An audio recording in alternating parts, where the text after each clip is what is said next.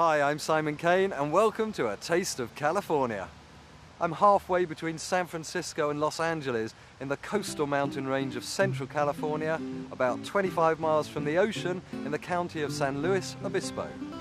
Paso Robles, or El Paso de Robles, the Pass of the Oaks, or simply Paso as the locals call it, has its origins in the mid-19th century as a hot springs resort. But as far back as 1795, it was spoken of and written about as California's oldest watering hole, the place to go for springs and mud baths. Nowadays, as the locals will tell you, there's a lot more to get excited about. Well, there seems to be no shortage of people who want to extol the virtues of Paso Robles, but I've picked the man who I think will really have the best inside track. He's the mayor of the city, Frank Meacham, and he's an 11th generation Californian. Good morning. Welcome. Thank you very much indeed.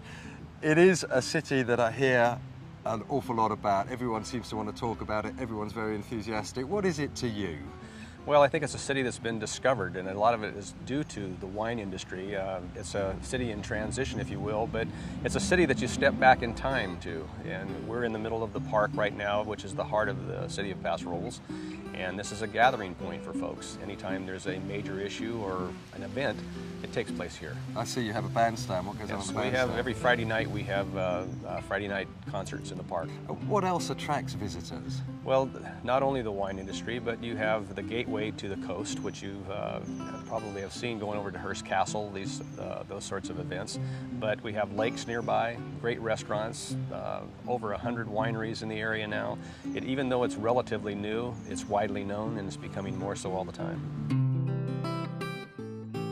There's always colour and atmosphere here, especially on Tuesdays when the weekly farmers market comes to town, and also in May for the Vintners and Growers Association Wine Festival. Commercial winemaking actually began here in 1882, but it took nearly 100 more years before wine grapes were planted on a large scale, and what a vision it is now.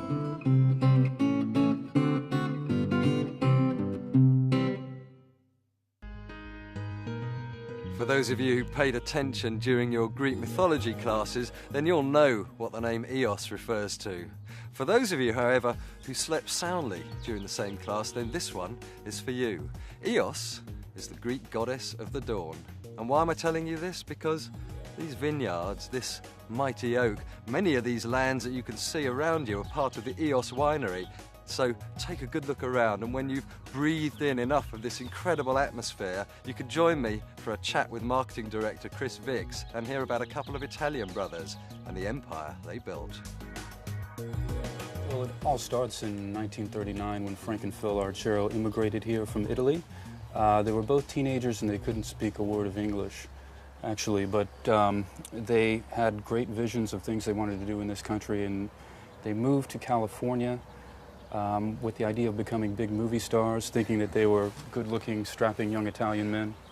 And that didn't pan out for them, but they happened to be in the right place at the right time and started a land development and cement contracting business, which became a very successful company and now one of the largest in the state. Once they were successful in building and land development, they were able to branch out and do other things they had really always wanted to do, one of which was auto racing.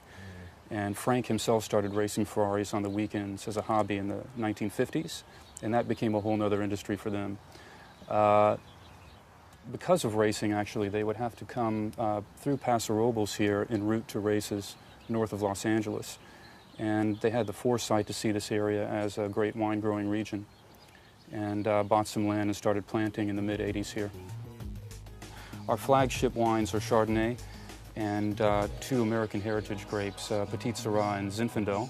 We're one of the key producers of both of those, and this appellation of Paso Robles is perfect for producing those two wines, actually. So it's become sort of a focus for us. What would you say really sets Eos Winery apart? What's unique about this winery?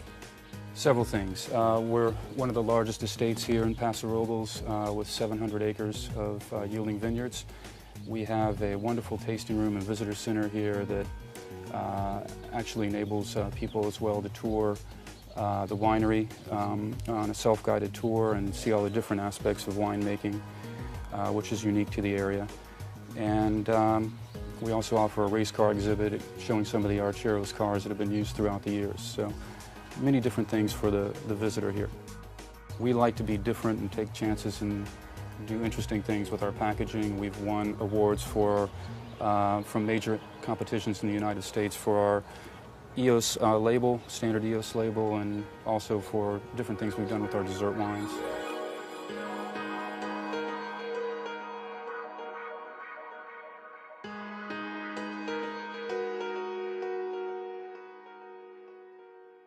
Up here in the peace and quiet at Steinbeck Vineyards, 500 acres of premium wine grapes are grown and sold to wineries all over California. Howie Steinbeck started it with just 50 acres in 1982, following 3 generations of family farming here in Paso Robles. But that's not quite where the story ends, because now the next generation, his daughter Cindy, has added a completely unique dimension to the family business. It's called the Vineyard, and this is what it's about. The Vineyard at Steinbeck Vineyards is a family business that offers vineyard education toward wine appreciation. We offer vineyard tours, but we also do a seminar that teaches how we grow the wine grapes. In addition to what goes on during the growing season, we show all of the stages of vineyard development. So you're really getting your hands on in the field, seeing what it is we do to get the premium wine grape to the winery. When a large group visits the Vineyard, we do a walking tour of the vineyard as well as the educational seminar. When a small group visits the Vineyard, we take a Jeep tour around the ranch and you get to see what goes on in the field. Our family business is unique for 2 reasons. Number 1, no one else has our family history. Number 2, there are no other vineyards in the state of California that are offering such an in-depth vineyard experience.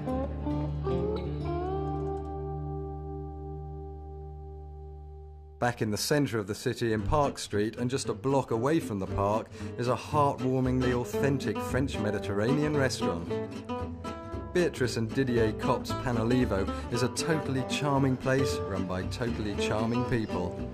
The atmosphere is casual yet chic, the decor Provençal. The menu of light lunches and dinners featuring dishes like cassoulet, escargot, roasted peach duck, seafood crostade and daily specials is accompanied by a wine list with 150 selections exclusively from France and Paso Robles, and topped off with desserts and pastries like these, made fresh every day in Panolivo's very own bakery. Tempted? Impossible not to be, really.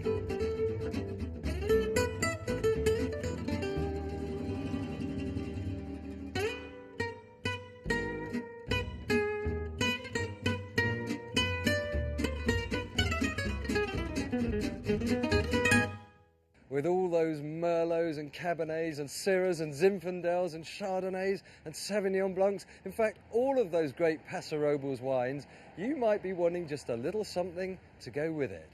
Well, downtown at Di Ramondo's Italian Market and Cheese Shop, all your desires can be accommodated. All sorts of Italian delicacies and lots of cheese are served up by John Cardinelli with the same passion and the same smile that he's displayed for some 40 years. Marvellous stuff.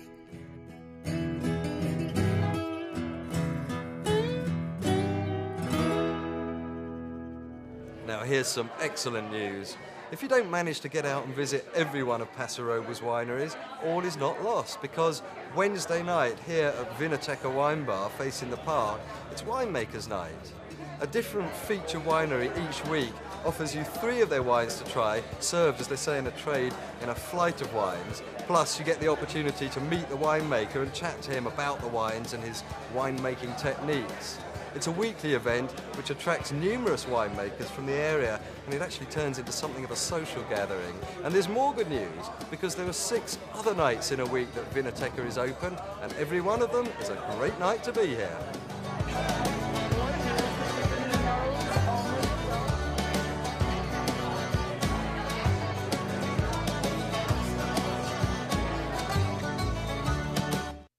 Directly across from the city park is the Paso Robles Inn, with a remarkable, if not spectacular, history.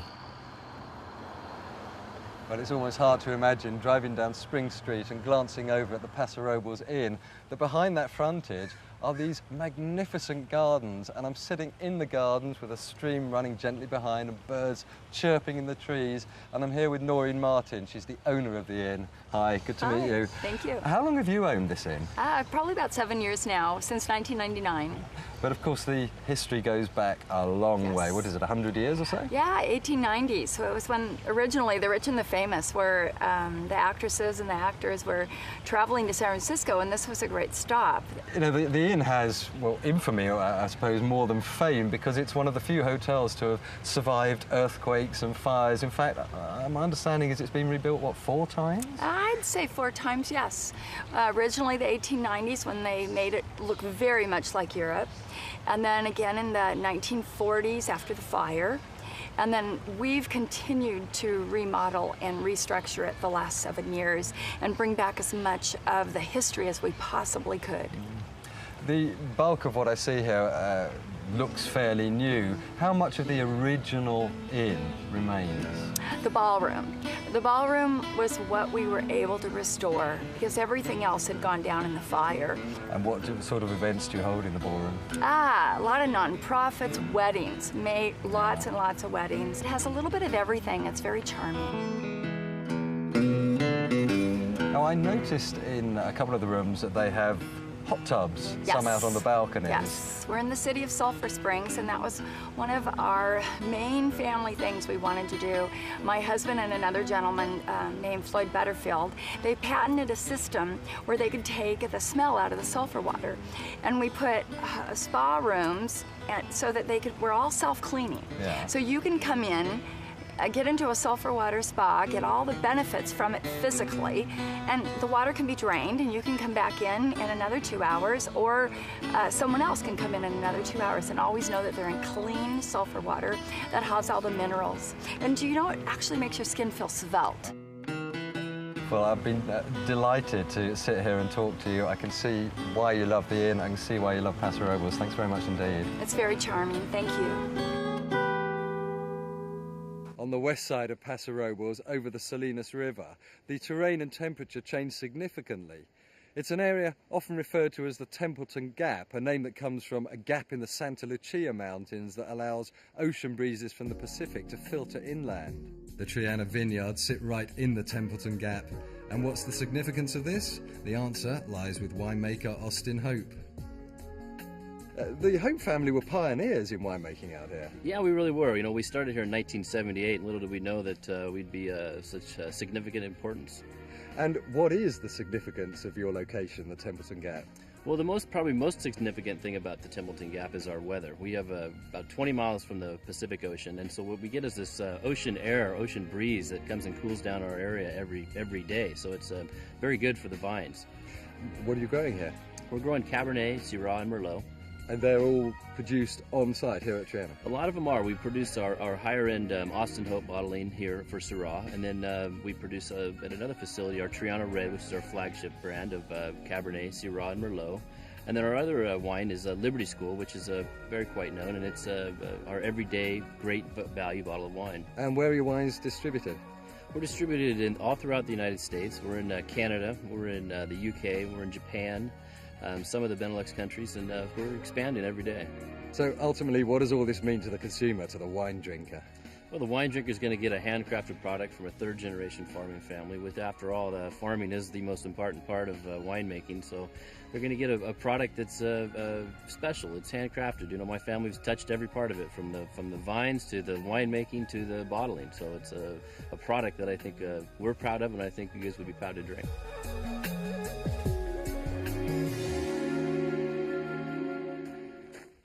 Just in case you need a break from wine tasting, and even if you don't, here's a welcome diversion. At the Willow Creek Olive Ranch, about 20 minutes out of town, you can taste olive oil. In fact, you can see the whole process from the orchards to the press to the bottle, and you can see it all right here. Willow Creek is family owned and operated, and the family's signature olive oil is Pasolivo, an estate grown and pressed extra virgin olive oil made of Tuscan olives grown right here on the ranch. The olives are hand-picked from 9,000 trees in some 45 acres of orchards in varieties chosen specifically for their excellent oil. They're pressed within hours of picking in the family's own press just out the back, and you can't get fresher than that. You can learn exactly how the process works, and if you're here in November or December, you can even watch the harvest and the pressing in action. The tasting room is open every weekend by appointment, a delicious contrast to throw into the middle of your wine tasting trail. This vast landscape of vineyards belongs to J. Law Winery. 2,000 acres of vines, producing more than 600,000 glorious cases of wine every year, distributed in more than 25 countries worldwide. And just how is this sort of phenomenal success achieved? I'll tell you. It's with someone like Jerry Law at the helm, a man with a real love of the land, a passion for the vine, and a philosophy that the quality of the wine is directly related to what goes on in the vineyard, which is where you will invariably find him. And it's a philosophy that is imbued in all those around him, which is why, if you want to find a winemaker, you better look for him in the vineyards. Hey, Danny. Look at that, Simon. How are you? Excellent, thanks. Well, I thought I'd find you up here. What are you actually doing at the moment? For me, this is probably the most important time of the year. It's really about getting in the vineyard and getting to understand the fruit and the quality that it can possibly have for the next vintage. So, as you can see at the moment, we're going through berry set, and in red grapes, which we're growing here in Paso Robles, and we're really looking to get a good light environment to enhance those colours and flavours that are so obviously come here in Paso Robles. So from a standpoint of J. Law and Jerry Law, our founder, we've really concentrated on Paso Robles as the area for our red grapes, and we're looking more towards Monterey for our white grapes, more for Chardonnay and Riesling and that type of thing. Whereas in Paso it's a little bit warmer down here, so we've really focused here on producing world-class Cabernet Sauvignon. Yeah. And then we use other varieties to blend in with that and try and complex out not only the fruit flavours that we get, but also the tannin and the profile of the wines. It's one of the things that really makes Paso Robles great, I think, is the fact that it is a new industry here, and it really is starting to boom. Now, there is one other subject I want to touch on, something that, well, I didn't even know existed. I've heard of non-alcoholic beers, but non-alcoholic wine. Well, I think it is in certain countries and certain areas. You know, for us, or for me as a winemaker, I'm really just making the wine I always do and trying to make the best wine I can. And then we just take a part of that and de-alcoholise it. So the wine really actually is a wine. So it's not made in any different way other than we add a process to remove the alcohol. And we sell that to a lot of countries, sort of Nordic countries. And funnily enough, we actually sell a lot to Australia as well. Really? Which I found quite odd.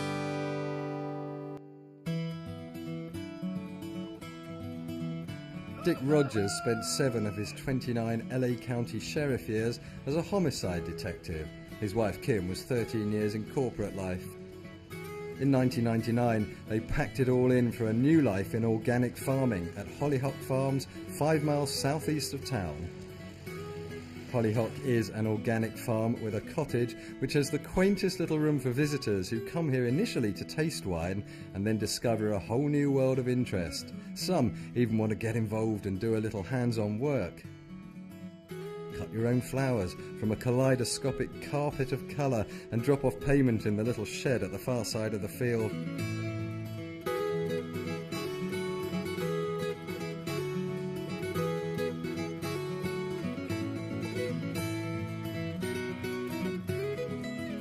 Or just pull over at the roadside farm stand for beautiful, fresh, organic produce, the very fruits of Hollyhock's gorgeous existence.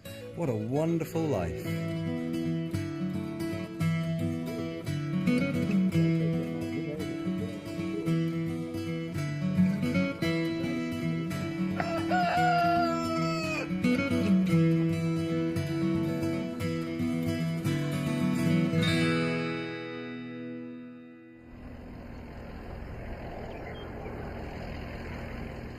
Well, the sign there says, "Welcome to El Paso Robles," and it's a good place to have it because we're at the airport, Paso Robles Regional Airport. It's a small airport, no commercial traffic. The fire department use it, the Californian Highway Patrol use it. People pop in and out, and some people pop in for dinner. Yeah, they pop in for dinner to Matthew's at the airport, one of Paso Robles' finest restaurants. You don't believe me? Well, you better come and have a look.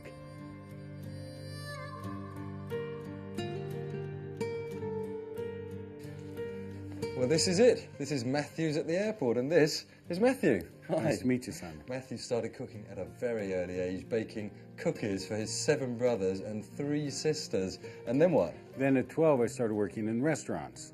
And at the age of 19, I graduated from the Culinary Institute of America in Hyde Park, New York.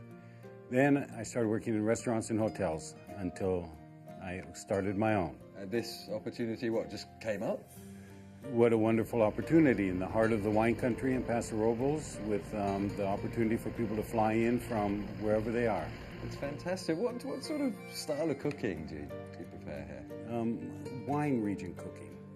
So I do items like quail stuffed with caramelized shallots, wrapped in grape leaves, and roasted in the oven. And I hear you have a slight smoked salmon speciality. It's smoked over the Pinot Noir vines. Now, you serve wines, what, exclusively? Is it from Central Coast? I have 139 labels on my list, and they're all from San Luis Obispo County. Fantastic. Tell me, have you ever had any names here? I would imagine a few well-known faces might drop in. Well, like Angelina Jolie. Yeah. Yes, she came to see me. I saw the photograph. I can imagine. I mean, it's going to appeal to that type of celebrity person. Fine dining, beautiful service, and big plus, you come by plane, you can park.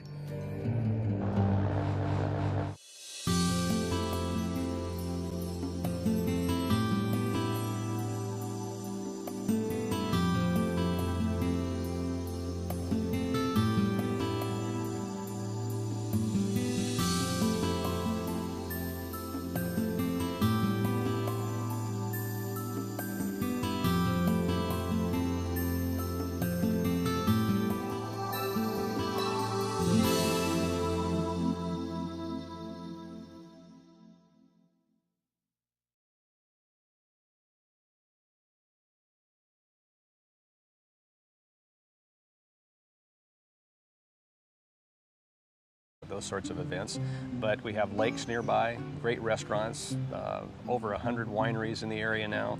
Even though it's relatively new, it's widely known and it's becoming more so all the time. There's always colour and atmosphere here, especially on Tuesdays when the weekly farmers market comes to town, and also in May for the Vintners and Growers Association Wine Festival.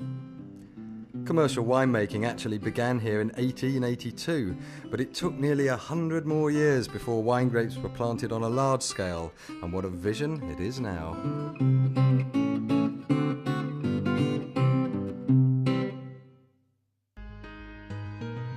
For those of you who paid attention